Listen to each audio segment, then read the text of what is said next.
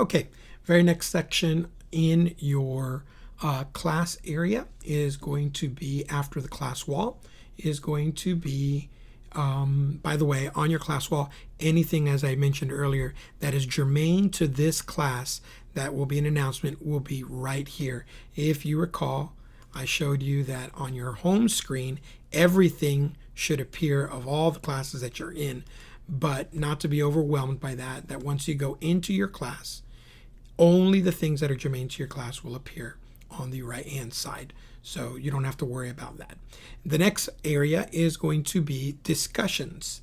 Now, in this area, the instructor can create discussions among classes from the Create Discussion button on the main page here under each class. Now, please note that the students are also authorized to create discussion threads under any class. Okay?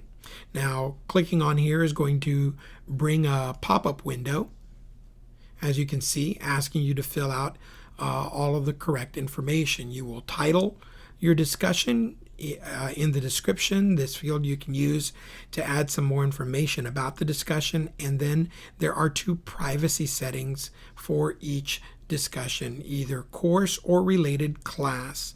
The course is selected for when you want to share it with all classes under a course. Most likely you'll never really use that.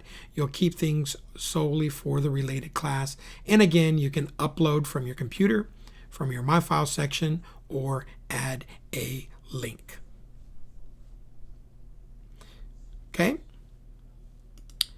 Once you're done with that, actually let's go ahead and set one up, and we'll go test and demo conversation, right?